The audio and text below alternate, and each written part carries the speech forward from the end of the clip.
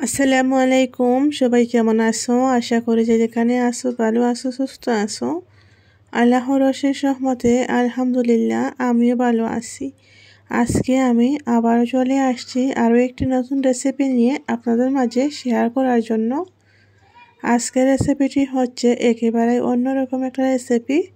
Chicken রান্না করব আজকে। চিকেন তো যে কেউ রান্না করতে পারেন, কিন্তু আজকে আমি একটু অন্যভাবে রান্না করব। তো এখানে আমি ছোটো ছোটো নতুন আলু নিয়েছি, তারপরে হচ্ছে ছোটো ছোটো নতুন পেঁয়াজ যেগুলো বের হয়েছে সেগুলো নিয়েছি, তার সাথে ছোটো ছোটো টমেটো নিয়েছি।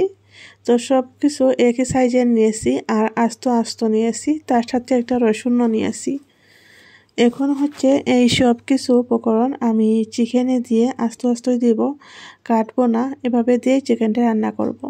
এইভাবে চিকেনটা রান্না করে দেখবেন, অনেক মজাদার হয়ে যায়, খেতে অনেক ভালো লাগে। শীত থাকতে থাকতে এই রেসিপিটা আপনারাও করে খেয়ে দেখেন, অনেক মজা হয়। তো এখানে আমি 2টা কাঁচামরিচও দিয়ে দিয়েছি, তার সাথে পরিমাণ মতো লবণ দিয়ে দিয়েছি। এখন আমি আদা রসুনের পেস্ট দিয়ে দিয়েছি 4 চামচে 1 চামচ। এখন হচ্ছে সবগুলা মশলা দিয়ে দিয়েছি। মশলাগুলো দেওয়ার সময় ভিডিওটা স্কিপ হয়ে গিয়েছে, তো এখানে কি কি মশলা দিয়েছি আপনাদেরকে আমি বলে দিচ্ছি।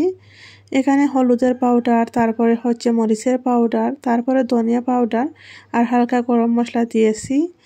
আর তার সাথে দিয়েছি জিরা, তারপরে দারুচিনি, এলাচ আর লং দিয়েছি। তো ভিডিওটা আমার স্কিপ হয়ে গেছে ভুলবশত, ক্ষমা সুন্দর দৃষ্টিতে দেখবেন আপনারা। মরিচের পাউডার 1 চামচ দিয়েছি, হলুদের পাউডার 1 চামচ থেকে একটু কম, আর ধনিয়া পাউডার দিয়েছি আধা চামচ, গরম মশলা আধা চামচ। তো এই সব মশলা দিয়ে এখন আমি ভালো করে মেখে নেব। আপনারা চাইলে হাত দিয়ে মাখতে পারেন, আমি চামচ দিয়ে করতেছি। তো চামচ দিয়ে সবগুলো উপকরণ মিক্স করে নিচ্ছি, নিয়ে তারপরে চুলার উপরে বসিয়ে দেব। প্রথমে কোনো পানি ব্যবহার করব না, প্রথমে আমি 5 মিনিট এমনিতেই রেখে দেব, পরে পানি ব্যবহার করব যাতে মশলার গন্ধটা দূর হয়ে যায়, তারপর পানি ব্যবহার করব।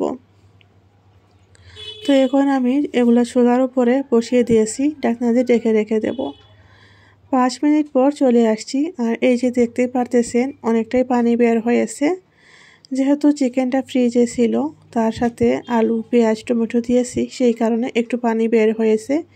এখন আমি নাড়াচাড়া করে নিচ্ছি, আর নাড়াচাড়া করার সাথে সাথে পানিগুলো শুকিয়ে যাচ্ছে।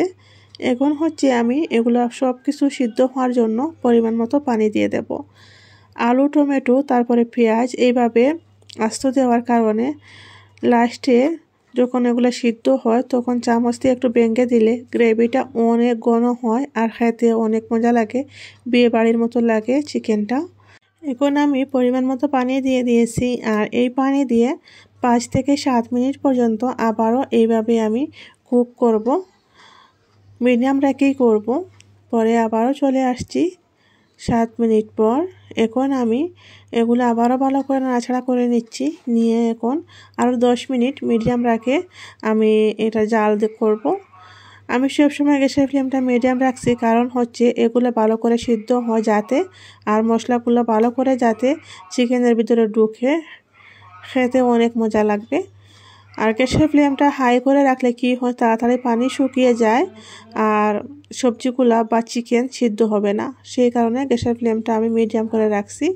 আপনারা এইভাবে করে রান্না করে দেখবেন, আস্তে আস্তে করে অনেক মজা লাগে।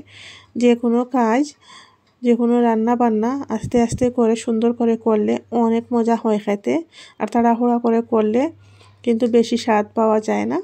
তো এখন আমি পানিগুলো একেবারেই শুকিয়ে নিয়েছি, আপনারা দেখতেই পারতেছেন মাখা মাখা টাইপের হয়ে গেছে। আর আমার পেঁয়াজ, তারপর টমেটো, আলু সবগুলো এত সুন্দরভাবে সিদ্ধ হয়েছে, এই যে দেখতেই পারতেছেন। এগুলো এখন আমি একটু চামচ দিয়ে চেপে চেপে গলে দেব, যাতে গ্রেভিটা ঘন হয়, অনেক বেশি ঘন হবে, খেতে অনেক মজা লাগবে। আর 2-1টা পেঁয়াজ আমি আস্ত রেখে দেব, এইভাবে আস্ত থাকলে খাওয়ার সময় খেতে অনেক মজা লাগে। তো এখন আমি হচ্ছে এখানে ঝোলের পানি অ্যাড করব পরিমাণ মতো, আর এখান থেকে আমি কয়টা আলু একেবারে ডালের মতো গলিয়ে নেব চামচ দিয়ে, যাতে গ্রেভিটা ভালো করে সুন্দর করে ঘন হয়। সেই কারণে আপনারা চাইলে এটা শুকনো শুকনো রেখেও খেতে পারেন, আর চাইলে এভাবে একটু হালকা ঝোল দিয়েও খেতে পারেন। প্রথমে যেভাবে আমি শুকনো শুকনো দেখেছিলাম সেইভাবে খেতেও অনেক মজাদার হয়, আর এইভাবে খেলেও ভালো লাগে। আপনারা ট্রাই করে দেখবেন। এই সিজনে, শীতের সিজনে সব কিছু সবজি অনেক ভালো ফ্রেশ পাওয়া যায়। আপনারা চাইলে এভাবে রান্না করে খেতে পারেন। তো এই যে দেখেন আমার চিকেনের ব্লক চলে আসছে। এখন হচ্ছে আমি এটা নাড়াচাড়া করে ধনেপাতা দিয়ে দেব। আর দেখতেই পারতেছেন কালারটা কত সুন্দর হয়েছে, তার সাথে গ্রেভিটা অনেক ঘন হয়েছে। এখন আমি ধনেপাতা দিয়ে দিচ্ছি। ধনেপাতা দিয়ে গ্যাসটা বন্ধ করে নেব। রেসিপিটা কেমন লাগলো অবশ্যই কমেন্ট করে জানাবেন। আর যদি আপনাদের কাছে ভালো লেগে থাকে তাহলে একটা লাইক দিয়ে, আমার চ্যানেলে নতুন হলে চ্যানেলটাকে সাবস্ক্রাইব করে নোটিফিকেশন অন করে দিও, যাতে আমি ভিডিও ছাড়ার সাথে সাথে আপনাদের কাছে পৌঁছে যায় আর আপনারা সময় সুযোগ করে দেখতে পারেন। তো এইভাবে একবার চিকেন রান্না করেও দেখবেন, অবশ্যই আপনাদের কাছে ভালো লাগবে। এই যে আমি গ্যাসটা বন্ধ করে নিয়েছি, আর চিকেনের কালারটা দেখতে পারতেছেন কত সুন্দর আসছে। এইভাবে চিকেন রান্না করে রুটি বা লুচি বা ভাতের সাথে খেতে দারুণ লাগবে। কিন্তু আপনারা একবার হলে ট্রাই করে দেখবেন। আর কমেন্টের মাধ্যমে অবশ্যই জানিও রেসিপিটা আপনাদের কাছে ভালো লাগলো কি না। আজকের মতো আমি ভিডিওটা এখানেই শেষ করতেছি। সবাই ভালো থেকো, সুস্থ থেকো। আল্লাহ হাফিজ সবাইকে। আসসালামু আলাইকুম।